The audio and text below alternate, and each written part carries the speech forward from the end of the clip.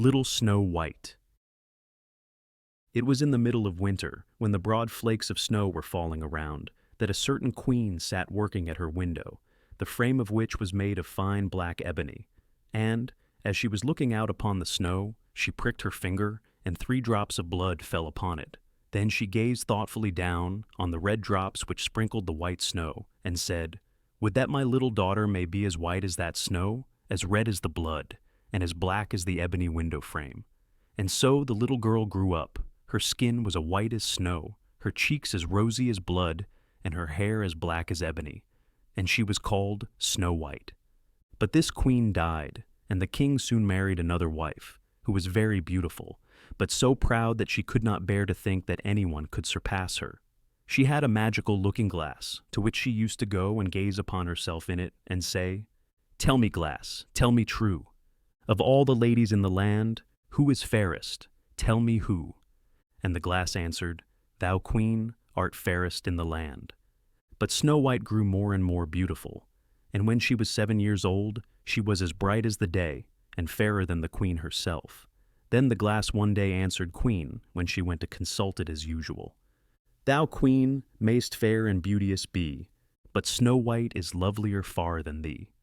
When the queen heard this, she turned pale with rage and envy, and calling to one of her servants said, "Take Snow White away into the wide wood, that I may never see her more."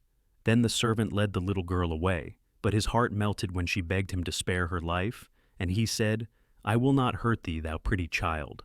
So he left her there alone, and though he thought it most likely that the wild beasts would tear her to pieces, he felt as if a great weight were taken off his heart when he had made up his mind not to kill her, but leave her to her fate. Then poor Snow White wandered along through the wood in great fear, and the wild beasts roared around, but none did her any harm. In the evening she came to a little cottage, and went in there to rest, for her weary feet would carry her no further. Everything was spruce and neat in the cottage. On the table was spread a white cloth, and there were 7 little plates with 7 little loaves, and 7 little glasses with wine in them, and knives and forks laid in order, and by the wall stood 7 little beds. Then, as she was exceedingly hungry, she picked a little piece off each loaf, and drank a very little wine out of each glass. And after that she thought she would lie down and rest. So she tried all the little beds, and one was too long, and another was too short, till, at last, the 7th suited her. And there she laid herself down and went to sleep. Presently in came the masters of the cottage, who were 7 little dwarfs that lived among the mountains, and dug and searched about for gold. They lighted up their 7 lamps, and saw directly that all was not right. The first said, "Who has been sitting on my stool?" The second, "Who has been eating off my plate?" The third, "Who has been picking at my bread?" The fourth, "Who has been meddling with my spoon?" The fifth, "Who has been handling my fork?" The sixth, "Who has been cutting with my knife?" The seventh, "Who has been drinking my wine?" Then the first looked around and said, "Who has been lying on my bed?" And the rest came running to him, and everyone cried out that somebody had been upon his bed. But the 7th saw Snow White, and called upon his brethren to come and look at her. And they cried out with wonder and astonishment, and brought their lamps, and gazing upon her, they said, "Good heavens, what a lovely child she is!" And they were delighted to see her, and took care not to waken her. And the 7th dwarf slept an hour with each of the other dwarves in turn, till the night was gone. In the morning, Snow White told them all her story, and they pitied her, and said if she would keep all things in order, and cook and wash, and knit and spin for them, she might stay where she was, and they would take good care of her. Then they went out all day long to their work, seeking for gold and silver in the mountains, and Snow White remained at home, and they warned her, saying, "The queen will soon find out where you are, so take care and let no one in."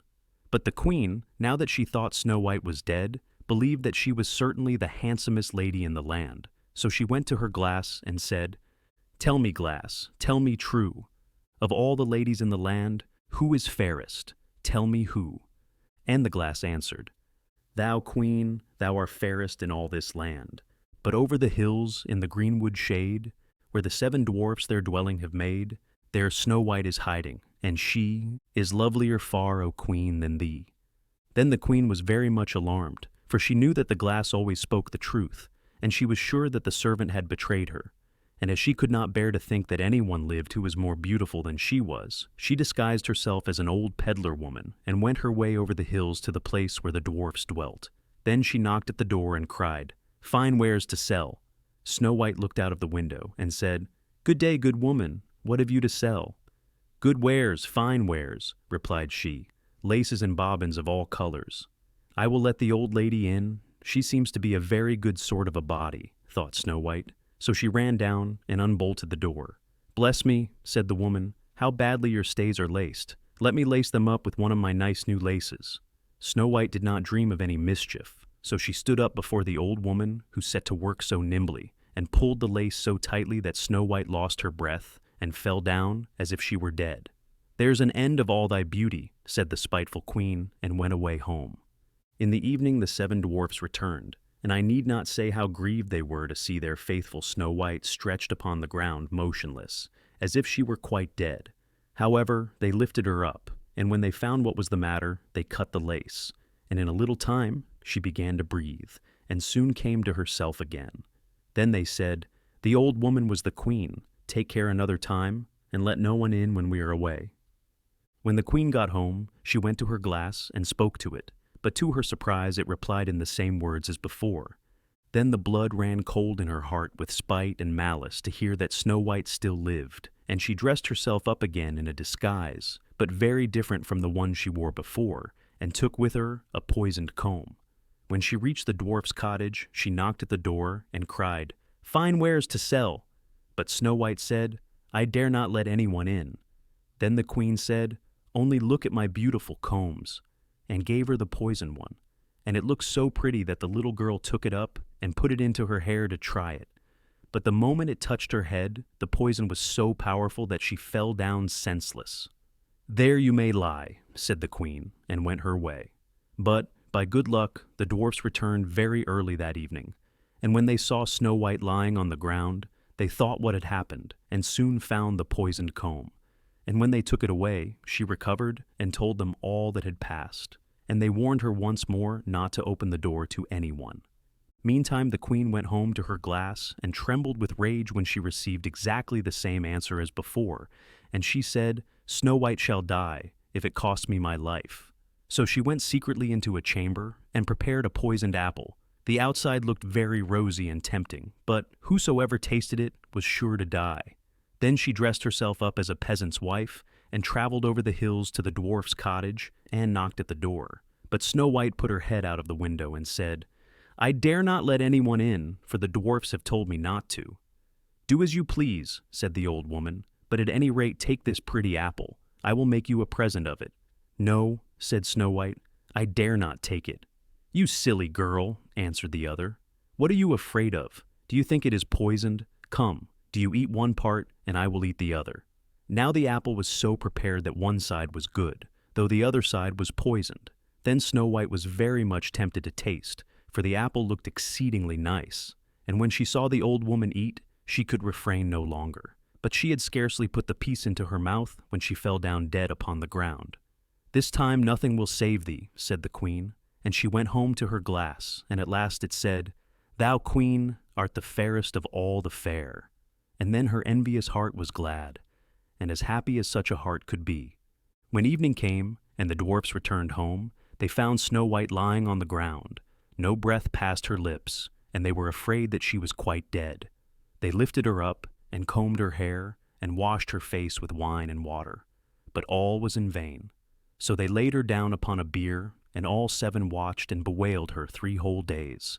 And then they proposed to bury her. But her cheeks were still rosy, and her face looked just as it did while she was alive. So they said, "We will never bury her in the cold ground." And they made a coffin of glass so that they might still look at her, and wrote her name upon it in golden letters, and that she was a king's daughter.